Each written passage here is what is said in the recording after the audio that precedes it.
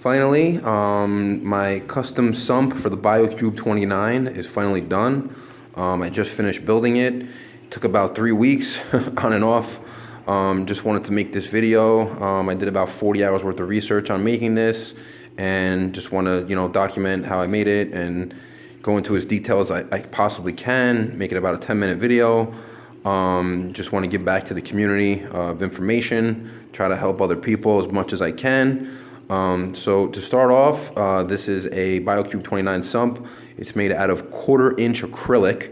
I did use the glue from Tap Plastics to bind all of the acrylic together. Also, I used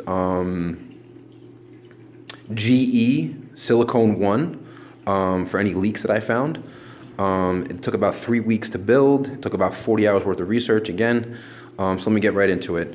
So basically, this is 17 by 17 by 17 with 3 chambers. The first chamber here is the return. I used the Sika Silent 2.0 pump. You can see it's very quiet. The only thing you can hear is the water coming through the baffle. I am going to use 1-inch hosing with 3/4 inside. The second chamber, as you can see, this is when the water will come down from the tank. It goes into a 4-inch filter sock with a 1-inch bulkhead. That goes into this chamber here. And there's just enough room, there's about 4 inches on this side for a protein skimmer. I'm only gonna run that about 6 hours a day since I'm gonna be running Miracle Mud.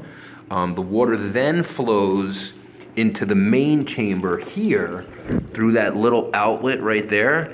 The water level on that is 13 inches high. It then flows into the main chamber.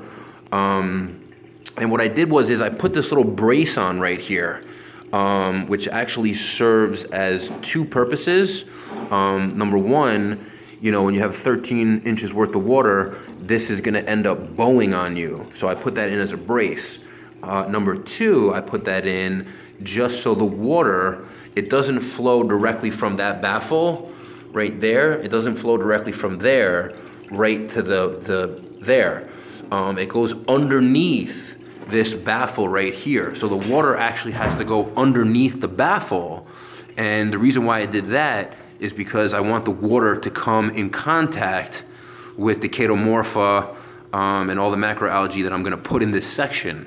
I'm also gonna be running Miracle Mud in here as well, which helps with the phytoplankton and the growth of all the copepods. So I'm hoping that that baffle, it's definitely useful for the brace, but it will also make the water go underneath here, and then it goes into the bubble trap here, and then it goes back into the return. So just a few comments on the structure. Definitely a lot harder to build than I thought it was. The materials itself cost about $220, multiple trips back and forth from Home Depot. Once it was all done, I had to leak test it, and it definitely leaked a bunch of times. So I had to use more and more silicone. At the end of the day, I did get a quote for about $380 for a custom sump. Probably would have went that way if I knew how much work it was gonna be. But it's definitely fun to see my own creation. So I'm gonna let it leak test for, I would say probably about 2 or 3 days before I put this into my biocube stand. Just want to make sure that it doesn't leak, because that would be a disaster. That's really all I have to say for right now.